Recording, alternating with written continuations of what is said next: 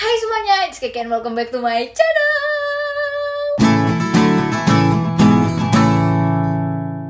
Sebelumnya, aku sempat bikin video soal 7 sumber penghasilan buat anak muda. Dan mungkin kalian yang sudah nonton, kalian jadi lebih tersemangati gitu ya untuk menambah sumber penghasilan kalian.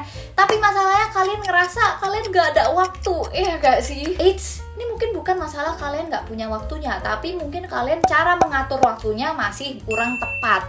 Nah, makanya di video kali ini aku akan share beberapa tips, trik, praktik, prinsip-prinsip yang bisa kalian pakai dalam mengatur waktu. Ini terinspirasi dari berbagai macam buku dan video yang sudah aku tahu dan aku benar-benar praktekkan dalam kehidupan sehari-hari, and it works guys. So, tanpa berlama-lama untuk menghemat waktu kalian, kita langsung stay tune aja. Stay tune! Prinsip pertama yang harus kalian tahu ketika ngomongin time management adalah pahami bahwa 24 jam itu dikasihkan dari Tuhan untuk kalian secara gratis sebagai modal, tanpa dikurang-kurangin, tanpa juga ditambah-tambahin. Itu semua punya kalian dan kalian yang punya kontrol terhadap waktu tersebut. Kalau kalian tipe orang yang suka menyia-nyiakan waktu, kalian silahkan aja tonton sebuah film yang namanya Time. Ini bakal sangat memecut kalian buat menghargai waktu lebih banyak lagi. Dan salah satunya prinsip ini related banget sama film tersebut. Karena kadang kita itu sering banget ngerasa nggak punya waktu. Contoh, misalnya kalian disuruh untuk olahraga, tapi kalian pasti jawab, aduh nggak ada waktu nih gue. Nggak ada waktu. Ini sebenarnya bukan kalian nggak ada waktu. Nah, masalahnya adalah kalian cuman nggak mau prioritaskan hal-hal tersebut itu aja. Itu prinsipnya yang harus kalian pahami. It's your time, it's your prioritization, it's your decision. Hal kedua yang harus kalian tahu soal time management adalah dilema terhadap menentukan prioritas. Nah, mungkin kalian sudah tahu ya, aku menjalani beberapa profesi sekaligus. Sekarang itu aku ya entrepreneur, ya content creator, ya freelancer, bahkan dulu sempat juga jadi office worker. Beberapa hal ini aku kerjakan secara bersamaan dan aku tidak bisa berbohong terhadap kalian bahwa pasti juga ngerasain yang namanya dilema, ngatur waktu, waktunya rebutan sana sini dan cukup stressful, pusing, apalagi sebagai anak productivity ya. Jadi kayak aduh kok.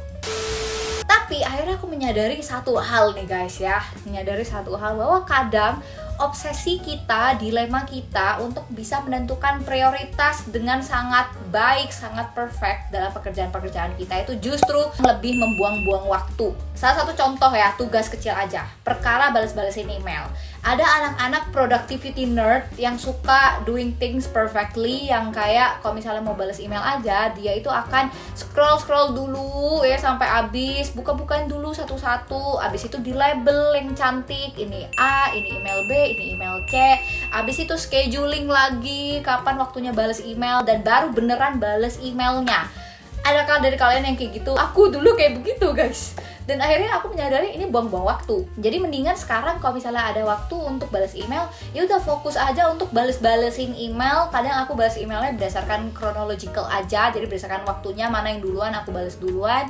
Ada juga email yang aku balas random aja. Kalau mirip ya udah aku balasnya sekalian tak random, gak berurutan gitu. Justru kadang giving up doing things perfectly itu membuat kalian lebih banyak menghemat waktu kalian. So coba tanyakan kepada diri kalian sendiri, apakah kalian adalah tipe orang yang pengen ngelakuin semuanya itu secara berurutan, akhirnya ujung-ujungnya kalian gak sama sekali get your things done gitu. Coba ya kita diskusi di bawah. Ayo, gua hakimin lo, enggak deh. Kita kan belajar bareng di sini ya. Kak, tapi itu kan untuk tugas-tugas kecil aja. Mana dengan tugas-tugas yang gede-gede gitu kan pasti harus ada prioritas dan pengaturan di sini gitu. Gak mungkin gitu. Oke, I know. Paham guys. Jadi kita langsung masuk ke aplikasi pengaturan waktu yang aku biasa pakai aja. Ini bukan di endorse. Aku pakai Google Calendar, terus kombinasi sama buku fisik kecil kayak begini.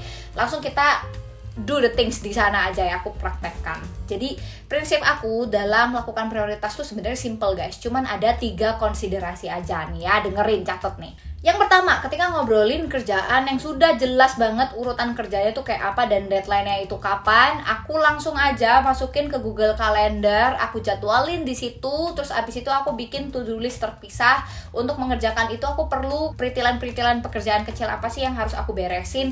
Itu semua ya udah tinggal dijadwalin, didumping di situ aja gitu. Nggak perlu kalian simpen di otak kalian sampai stres, karena our brain tugasnya itu adalah untuk producing ideas not holding them. Jadi ya udah, kalian taruh aja di situ. Konsiderasi kedua yang aku lakukan, kalau misalnya nih ternyata tugasnya ini tumpuk menumpuk gitu ya, jadi semuanya ini pengen diprioritasin secara bersamaan, jeder, tiba-tiba mepet. Pasti ada aja ya kasus-kasus, walaupun ini kayak kasus yang jarang terjadi, tapi kadang ada aja bentrok-bentrok seperti ini. Yang aku lakukan adalah gini, aku pilah dari beberapa tugas yang bentrok ini, kira-kira mana tugas yang benar-benar penting dan mana tugas yang benar-benar urgent untuk aku kerjakan sendiri dan tidak bisa didelegasikan. Itu ya, garis bawahi, tidak bisa didelegasikan.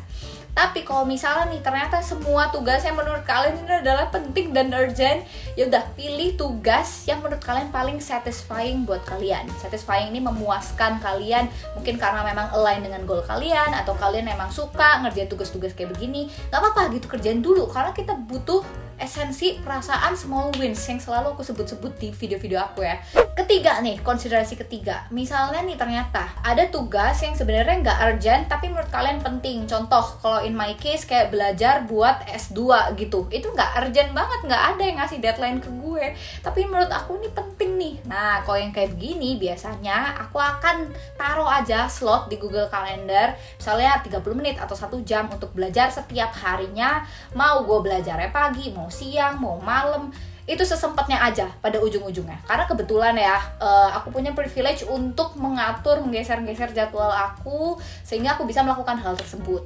Cuman kalau misalnya kalian di profesi yang kayak udah jam 7 sampai jam 5 sore udah nggak bisa diganggu nih, nggak apa-apa, tetap lakukan time slotting kayak gini. Kalian taruh 1 jam komitmen misalnya di malam hari atau di pagi-pagi banget untuk melakukan hal-hal yang penting tapi tidak urgent ini, gitu guys ya. Udah kebayang ya teman-teman, sebenarnya aku udah bahas soal prioritization ini lebih teoritis lagi di video aku yang ini, atau di sini. Pokoknya judulnya adalah cara beneran produktif, itu juga bagus guys. Jadi setelah ini kalian harus nonton itu. Oke? Selanjutnya yang ketiga adalah melakukan time blocking di Google Calendar atau app scheduler manapun ya, boleh. Jadi buat yang belum tahu, ada yang namanya prinsip Parkinson Law. Nah, di mana ya katanya manusia itu cenderung menyesuaikan lama kita mengerjakan tugas dengan alokasi waktu yang sudah kita tetapkan sebelumnya. Kebayang ya maksud aku ya? Contoh, kayak kita dikasih deadline 2 bulan lagi baru kumpulin skripsi. Ya kita akan kayak menyesuaikan itu, akan stretch ya kerjaan kita, jadi ya udahlah masih 2 bulan lagi, ya udahlah gitu, 2 bulan ujung-ujungnya kepepet gitu ya. Nah, terus habis itu ada juga mungkin tugas-tugas yang kayak oke, deadline-nya jam 12 malam ini. Nah, ini sekarang udah jam 2:30 nih. Ya udah, aku harus kerjain dari sekarang sampai tugasnya beres. Ini adalah yang namanya the power of kepepet, dan kita sebagai manusia productivity yang sudah menonton channel ini, kita harus memanfaatkan the power of kepepet ini. Caranya adalah dengan menerapkan yang namanya teknik time blocking. Nah, contoh time blocking ini gimana? Nah, ini aku langsung praktekin. Contoh, misalnya aku ada agenda syuting nih, kayak hari ini, video ini. Aku udah time blocking dulu 3 jam nih ya, hari ini untuk syuting. Nah, itu adalah untuk biar kita tuh ada sense di otak kita itu, ini ada urgensinya, 3 jam gue harus beres, mau nggak mau gitu. Terpacu gitu kita ya jadinya ya. Cuman kalau misalnya ternyata nih 3 jam itu cukup ya, sejam kalian sudah beres syutingnya, bukan berarti kayak 2 jam ya udah gue bisa leha-leha gitu.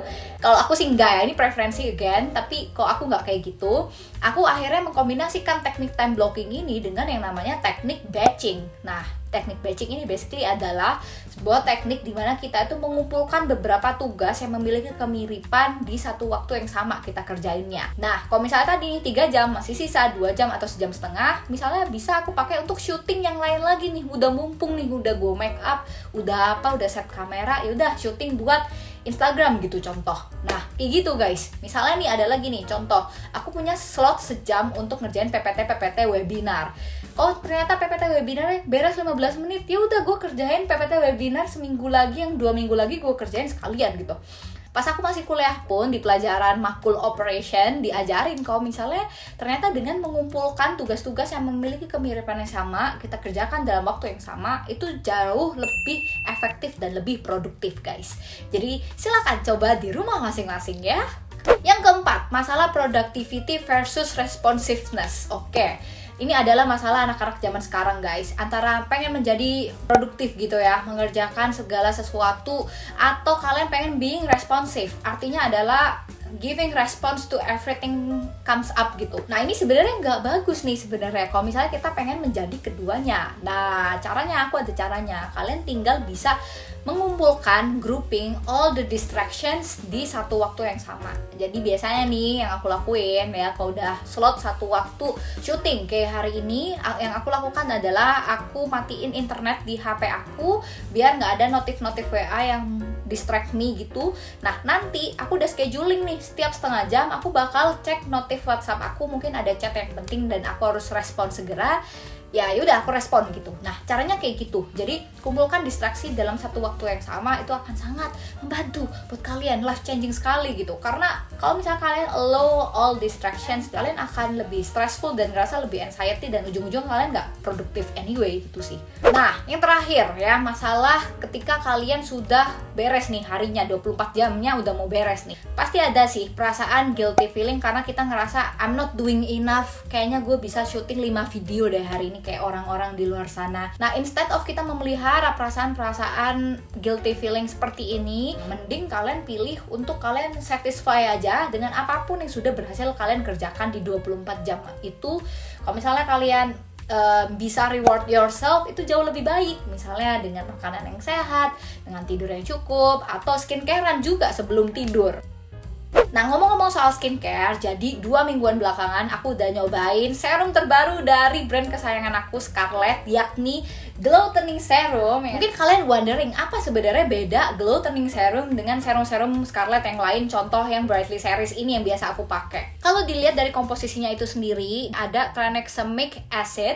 Pas aku googling ya, cari-cari di internet, ini ternyata ya si tranexamic acid ini berguna untuk meratakan warna kulit wajah kita guys. Mungkin berjerawat terus ada bekas-bekasnya nih, ini adalah harapan baru buat kalian, karena dengan pakai ini tuh bisa membantu untuk meratakan ya warna kulit kita, sekaligus meredakan peradangan dari kulit kita gitu. Itu bisa banget pakai ini. Terus habis itu ingredient lainnya ada niacinamide. Niacinamide ini berguna buat melembabin kulit kita, sekaligus juga membantu untuk mengontrol produksi minyak di wajah. Jadi lembabnya itu pas gitu takarannya. Terus habis itu ada juga yang namanya kandungan geranium oil. Nah, geranium oil ini berguna banget buat menyamarkan garis-garis kerutan yang muncul di wajah kita, jadi bisa menghambat penuaan. Walaupun aku sebenarnya bukan benci tua sih, aku tahu setiap manusia pasti akan menua, dan menurut aku menua itu tetap cantik, tapi ini yang namanya ikhtiar gitu. Setelah pakai serum ini udah tinggal tawakalnya aja gitu, kayak jadi ceramah. Cara pakainya tuh sebenarnya gampang banget dan bisa banget kalian kombinasikan dengan produk face care lainnya dari Scarlett, seperti face washnya, krimnya, dan juga yang pasti serumnya, entah yang Brightly Series, yang pink, atau yang ungu, yang Acne Series. Buat yang khawatir, nggak apa-apa kok kita mengkombinasikan antara produk Glow Toning dengan produk Brightly Series atau Acne Series yang ini dari Scarlett, karena justru ya dengan mengkombinasikan ini bisa meningkatkan performa produk-produknya untuk membuat kulit muka kita itu jadi lebih glowing, jadi lebih cerah, jadi lebih lembab, dan lebih sehat juga pastinya. Cara pakainya juga gampang banget. Pertama-tama aku biasanya bersihin muka dulu pakai face wash dari Scarlett, ya itu paling pertama guys. Abis itu aku bakal pakai serum dari Brightly Seriesnya yang warna pink ini, aku terapin aja ke kulit muka aku. Nggak lama setelah itu aku terapin juga ya serum Glow Toningnya, aku langsung double aja pakai ini.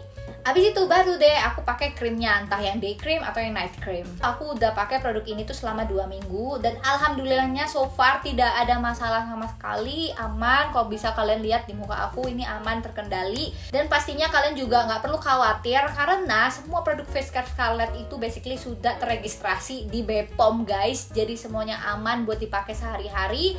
Dan harganya cukup terjangkau, yakni 75.000 aja. Menurut aku cukup worth it untuk kalian yang pengen berinvestasi terhadap muka kalian. Kalau misalnya kalian penasaran pengen menggali lebih banyak soal produknya, atau bahkan langsung check out, kalian tinggal cek di Instagram mereka, atau kalian juga bisa langsung visit official store mereka dan WhatsApp mereka. Linknya aku taruh di description box di bawah. Oke, kira-kira sekian dulu dari aku. Terima kasih yang udah nonton video ini sampai habis. Baterainya juga sudah mau habis. Jangan lupa kalian share video ini ke teman-teman kalian yang sedang struggle untuk mengatur waktu mereka. Boleh banget share video ini ke teman-teman semuanya. Kasih tahu juga aku mending bahas apa ya di video selanjutnya. Kasih tahu di kolom komen, karena aku mendengarkan kalian. Ini adalah salah satu judul video yang highly requested banget di Instagram aku @kggenius dan juga di YouTube video aku yang lain. Oke, gitu aja. Terima kasih dan sampai ketemu di video selanjutnya guys. Bye, stay safe semuanya, sehat-sehat selalu.